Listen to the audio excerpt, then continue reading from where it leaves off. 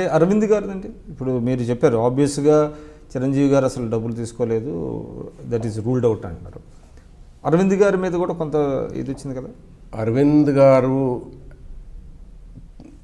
నా ఆలోచన విధానం ప్రకారం బయట చాలామంది అంటూ ఉంటారు అరవిందే కారణం అంట కదా ప్రజారాజ్యం పడిపోవడానికి ఆర్ వాట్ ఎవర్. కేటగారికలీ నేను చెప్తానండి, అరవింద్ గారు ఒక చిరంజీవి గారికి ఒక సెక్రటరీ లాగే మెదిలారు.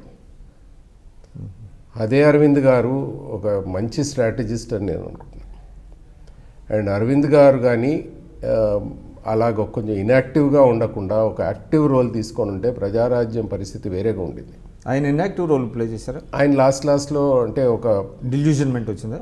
డిజిల్యూజన్మెంట్ కాదు, చిరంజీవి గారు ఏది చెప్తే అది చేయడం. పర్సనల్గా కొన్ని మంచి స్ట్రాటజిస్ట్ అండి అరవింద్, క్వశ్చన్ లేదు. అది ఆయన గురించి ఆయన మీద కూడా చాలా దారుణం. అదే ఆయన గురించి తప్ప అంటే ప్రజలు కొంచెం ఒక నెగిటివ్ అంటే ఆయన నేను అనుకుంటాను ఏదన్నా నెగిటివిటీ ఉంటే అది చిరంజీవి గారి పైన పడకుండా ఆయన ముందు ఉంటాడు అనుకుంటాం, ఒక షీల్డ్ లాగా. సో ముందు నుంచి ఒక ఒపీనియన్ ఫామ్ అయిపోయింది. ఆయన స్టేచర్ ఆయన అంటే మీరు సాఫ్ట్ టార్గెట్ అయ్యాడు. ఆయన చాలా సాఫ్ట్ టార్గెట్ అయ్యాడు. బట్ పర్సనల్గా ఆయన స్ట్రాటజీస్ ఆయన తీసుకుని ఉంటే అసలు పరిస్థితి వేరేగా ఉండేది. అంటే అప్పుడు మీడియా ఉన్న ప్లే చేసిందంటారా ఇదంతా క్రియేట్ చేయాలి? 100% అండి. మీడియా క్వశ్చన్ లేదు, మీడియా ప్లే చేయలేదని కాదు. మీకు ఒక ఎగ్జాంపుల్ చెప్తాను నేను. పార్టీ ఎందుకు పెట్టారు అని నన్ను అడిగారు మీడియా. నేను చెప్పాను సమాజంలో రెండుగా చీలిపోయి ఉంది. ఒకటి బలహీన వర్గాలు, గీత కింద ఉన్నోళ్ళు, ఇంకొకళ్ళు గీత పైన ఉన్నోళ్ళు.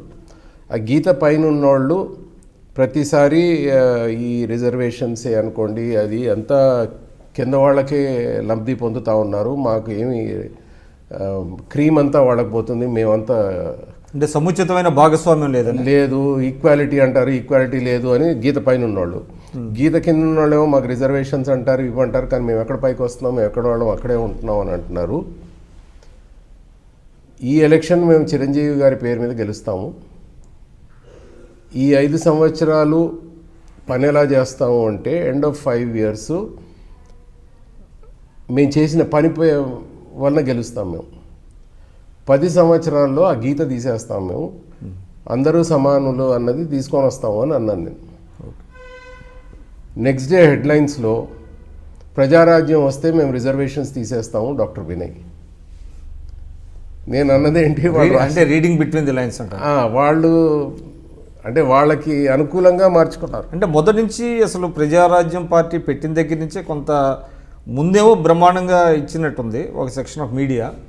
ఎప్పుడైతే పార్టీ పెట్టిన తర్వాత మీడియా అసలు కొంత అంటే సెక్షన్ అంటే ముందు నుంచి చిరంజీవి గారి పాపులారిటీ వలన చాయిస్ లేకుండిందండి. చాయిస్ అసలు లేదు, కానీ ఎక్కడ అడ్డంకులు పెట్టాలి అక్కడ పెడతా ఉన్నారు. ఓకే, ఇప్పుడు చిరంజీవి గారు ఒక మీడియా తను పెట్టొచ్చు, కానీ ఓన్ మీడియా టీవీ ఛానల్ అది పెట్టొచ్చు, ప్రాబ్లం ఏం లేదు. స్పెషలీ ఇలాంటి టైంలో మీడియా కావాలి. కానీ ఏమనుకున్నారు, మా టీవీ ఉంది కదా,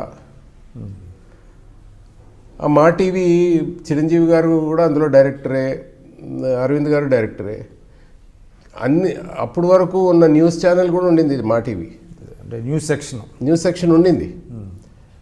పార్టీ పెట్టినప్పటి నుంచి బోర్డ్ ఆఫ్ డైరెక్టర్స్ కూర్చొని మా టీవీలో న్యూస్ రావడానికి వీల్లేదు అని తీస్తారు.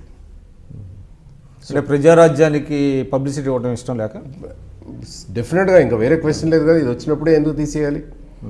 సో అలాగా స్ట్రాటజీస్ ఒక మాస్టర్ మైండ్ లాంటిది దీని వెనక పనిచేసింది అంటారా ప్రజారాజ్యం? అంటే మీడియా సైడ్ నుంచి మాత్రం పనిచేసిందండి, మీడియా సైడ్ నుంచి పనిచేసింది. మీకు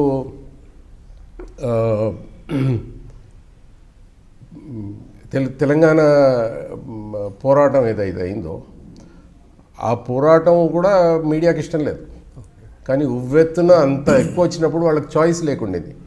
సిమిలర్లీ చిరంజీవి గారు వచ్చినప్పుడు కూడా ఆయన పాపులారిటీ చూసి చాయిస్ లేకుండా చేశారు, కానీ ఎక్కడ నొక్కాలి, ఎక్కడ పాజిటివ్ని నెగిటివ్ చేయాలి డెఫినెట్గా చేశారు మీడియా.